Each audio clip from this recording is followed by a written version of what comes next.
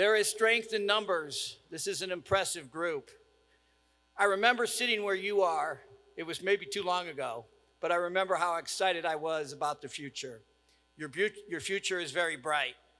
All of you should be extremely proud of your accomplishment today. Now, I know from personal experience you didn't get here by yourself. So I'd like to acknowledge the family and the friends that are here today and those that aren't, that motivated you, that prompted you to set out and get this degree. Nothing motivates like family, whether it's your kids, your spouse, siblings, parents. It's an incredible force, and you're fortunate to have people in your life that propel you forward. Let's also recognize the people in your life who showed you the path to higher education: guidance counselors, administrators, professors, employers, work associates, and yes, all of these people behind me. They all played an important part in your life. Positive energy sources are extremely valuable, so do all you can to find and keep them in your life. The more inspiration in life, the better. In honor of your achievement and in recognition of your bright futures, I thought it might be helpful to share with you some of the things I have learned and observed along the way. Here's the deal. I'm going to break a rule. I have a rule. I don't read speeches, but it's impossible to put 40 years into 10 minutes unless I do so. So you'll have to bear with me when I cover some of the things. But a couple of things that I want to note. I'm going to cover my journey in 4 stages. I know all of you are in different stages of your life today, so my hope is that one or more of these stages will connect with you in a meaningful way. Some of the common tenets that you're going to hear in my comments today within these stages are: always size the prize, define what victory looks like, always value the people and the work, always gain the perspective. It's so important to have the right perspective because it dictates your attitude. Always believe in the goals and objectives you are preparing to achieve. So here goes. 40 years of experiences and time utilization in 10 minutes. Give me 10 minutes and hopefully I'll give you something of value. Stage 1, join a team and becoming an effective player. A team player is someone who actively contributes to the mission of their group or organization. For those of you looking to join a company or already on a team, what follows is a proven approach to becoming an impact player. Assimilate. When you join a company's team, spend a lot of time listening and learning how the team functions. Understand the purpose of the company and objectives of the team as quickly as you can. Define what victory looks like for you and determine what you want to accomplish from being a part of this team. Managing your pride. Being an impact player on a team is contributing to ways that make the team better. If you make your efforts about you and focus on demonstrating your abilities, you will fail to integrate with your team. Gain the right perspective. If your definition of victory has you focused on the success of the team, then you have the right perspective to take the field and begin to help the team win. If you have the right perspective, you have the right attitude needed to impact player for any team that you want to play for. Bring an attitude and you can succeed. Your perspective dictates your attitude. Show me someone with a negative attitude, and I'll show you somebody with a negative perspective. Nothing will impair you more than a negative attitude. All right, for a winning formula, for those of you on a team or preparing to join a team, evolve your pride and priorities by gaining the perspective you need to be an effective player, a true contributor to the efforts. Do that and you'll have plenty of success as a team player. Stage 2, becoming a doer. Doers are outcome-oriented, focused on achieving the targeted results.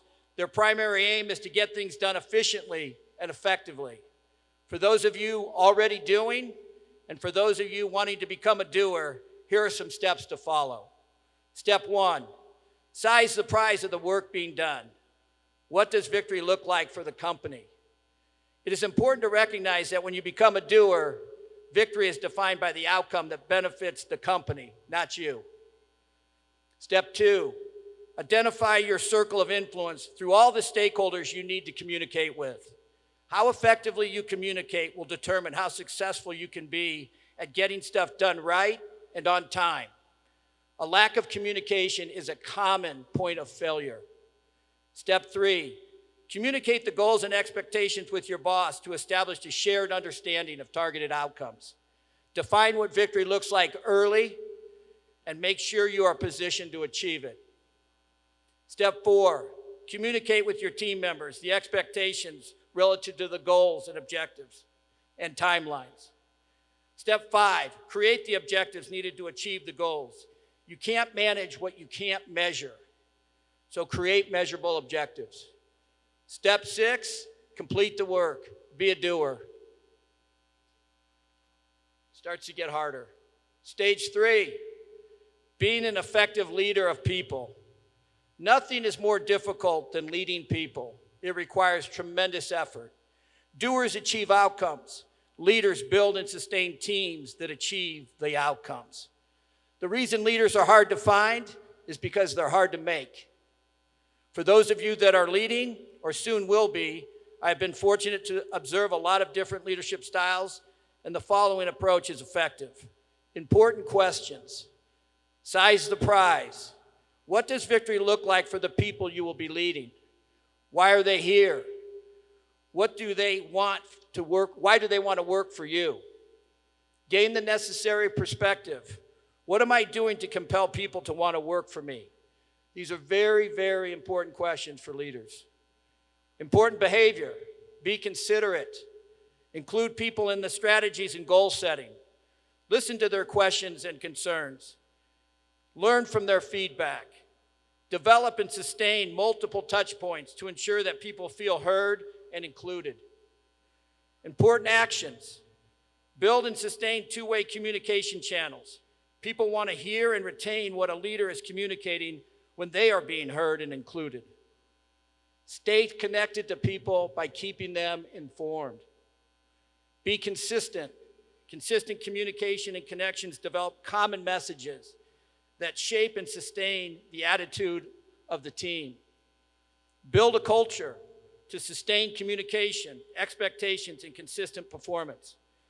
Culture-driven teams creating and completing goals and objectives is a powerful force. At the core of being an effective leader is being able to build and sustain a culture. Always remember that. Stage 4, getting harder, maximize impact. A maximizer refers to someone who strives to get the most out of life. To get the most out of life requires dedication to a work-life balance. Everything is connected. How things go at work affects how things go with family and friends and vice versa. The approach to broadening and maximizing impact is as follows. Time management is key to getting the most out of life. Inventory your time. Everyone has the same 24 hours in the day. Again, size the prize. What does victory look like when investing time in family, friends, work, community, and you? Get the most out of your time. Establish your priorities and the intentions for maintaining them. Apply the reality of time to your priorities. This will give you the perspective of just how valuable time is and how important it is to you to invest it wisely. Invest your time in ways that will give you a return on that investment. As an example, when it comes to community engagement, find the time to invest. Community engagement makes you a better contributor when you are young and a better doer and leader as you get older. Impacting the community makes you a better player. A couple of other impact maximizers for you to consider. Knowledge. Do you think or do you know? Know the difference. Don't mistake thought for knowledge. Strengths. Know your strengths and leverage them. Knowing your weaknesses and accounting for them is also a strength.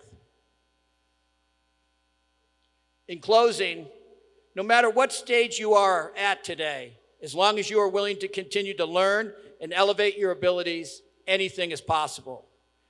As you move forward from today, remember, always size the prize, defining what victory looks like.